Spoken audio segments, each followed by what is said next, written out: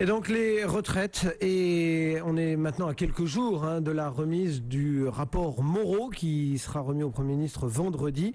Et on va vous offrir quelques pistes de placement pour vos retraites avec José Fernandez. Bonjour. Bonjour.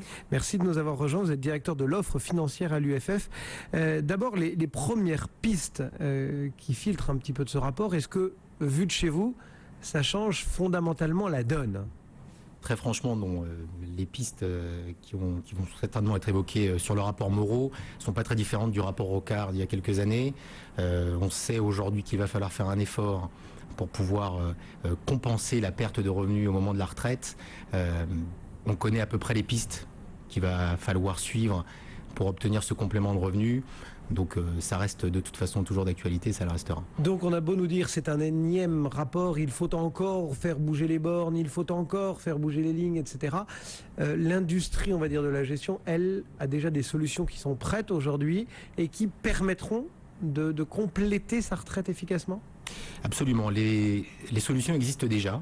Après, c'est tout le rôle de la gestion de patrimoine qui nous est cher, nous, puisque c'est le métier principal de l'UFF, de pouvoir trouver les bonnes solutions, de pouvoir les optimiser pour que, au moment de la retraite, chacun puisse percevoir du capital, des revenus, tout cela en pouvant anticiper éventuellement des besoins de dépendance. Voilà, les solutions sont là, il faut juste savoir les mettre en musique. N'empêche que cette problématique, c'est une vraie problématique de vrai long terme et qu'il faut largement anticiper. Comment fait-on aujourd'hui pour bien anticiper sa retraite ? Alors d'abord, il n'est jamais trop tôt pour commencer à préparer sa retraite, mais néanmoins, il n'est jamais trop tard. On peut commencer très jeune et c'est bien de commencer vers 35-40 ans en investissant par exemple 50 € par mois dans un contrat d'assurance vie. On aboutit au bout de 20-30 ans à avoir une rente viagère à vie qui va pouvoir compléter ses revenus. Donc il faut vraiment commencer le plus tôt possible et le rapport Moreau expliquera qu'effectivement la situation s'aggrave de jour en jour, donc il faut vraiment l'anticiper. Néanmoins, si les gens qui ont 50 ans nous écoutent, il n'est jamais trop tard. Bon. Il y a toujours des solutions à mettre en œuvre, donc voilà, il ne faut pas s'inquiéter, il faut surtout se faire aider par un professionnel, parce que gérer son patrimoine, c'est complexe. On a beaucoup de besoins, soit des besoins pour acquérir sa résidence principale, pour financer les études de ses enfants, et puis il y a des vraies stratégies à mettre en œuvre pour préparer sa retraite. Quels sont les placements ? Enfin, vous avez cité l'assurance vie, bien évidemment, tout le monde l'a un peu en tête, mais quels sont les placements ? Parce que effectivement, quand on part comme ça en se disant on met 50 € par mois, c'est pas insurmontable pour une bonne partie de la population éventuellement, mais c'est vrai que, vous l'avez dit, il y a énormément d'autres centres d'intérêt dans la vie quotidienne pour devoir arbitrer. Alors comment est-ce qu'on peut faire concrètement ? Quels sont les produits sur lesquels on peut aujourd'hui s'appuyer pour préparer efficacement sa retraite ? Alors si on reprend la fusée à 3 étages de la retraite, il y a le régime de base et les régimes complémentaires. Et ensuite, il y a une part d'épargne entreprise et d'épargne salariale qu'il ne faut pas négliger.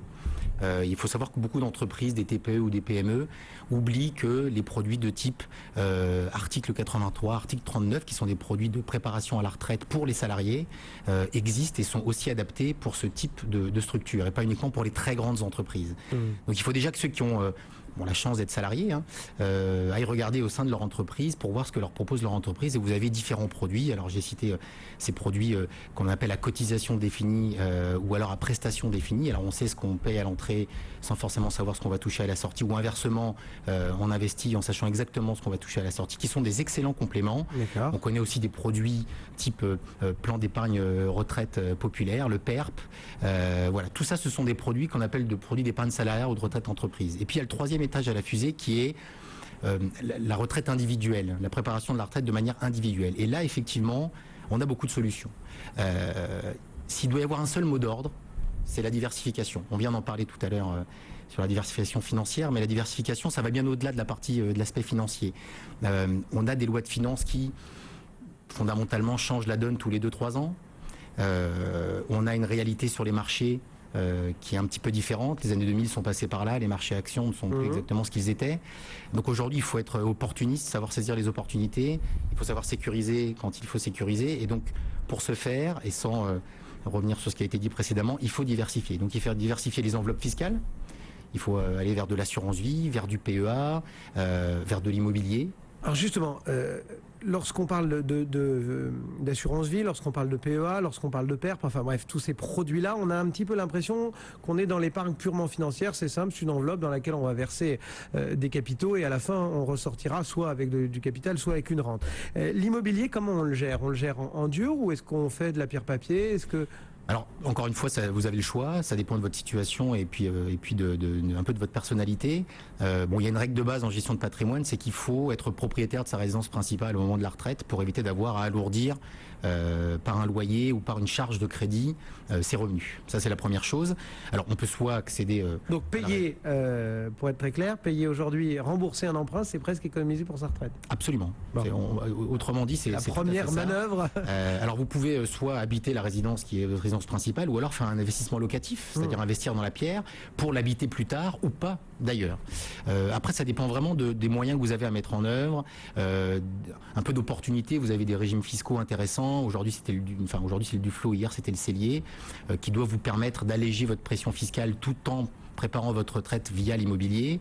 Mais si vous n'avez pas les moyens d'acheter un bien immobilier à 120, 130, 150 000 euros, vous avez aussi des sociétés civiles de placement immobilier qui vous permettent non seulement d'y accéder pour un montant très faible, mais aussi de diversifier, et la SCPI c'est aussi de la diversification, de diversifier le patrimoine immobilier sur lequel vous allez investir. Vous n'investissez pas sur un bien dans une région ou dans une ville, mais vous investissez sur un patrimoine immobilier qui est déjà préconstitué et qui vous permet de diversifier les risques. Et vous avez le sentiment que le grand public intellectuellement commence à adhérer à tous ces produits qui jusqu'ici pouvaient paraître un peu techniques et qui, compte tenu du besoin de financer sa retraite de plus en plus pressant, peut-être deviennent plus accessibles, en tout cas plus recherchés par le grand public aussi? Alors, je pense que la prise de conscience est lente. Alors, lorsque vous interrogez les gens, et différentes études le montrent, quand vous demandez aux gens est-ce qu'il faut préparer sa retraite, ils sont à plus de 60%, vous dire oui, absolument, il faut la préparer, mais dans les faits, les gens préparent très peu leur retraite. En revanche, les Français savent très bien épargner.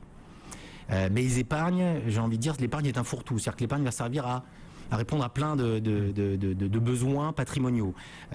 Donc nous, ce qu'on conseille, c'est de dédier certains de ces placements à la retraite. Alors c'est vrai qu'on voit que le PERP avait très bien démarré lors de son lancement, mais les résultats sont pas forcément là.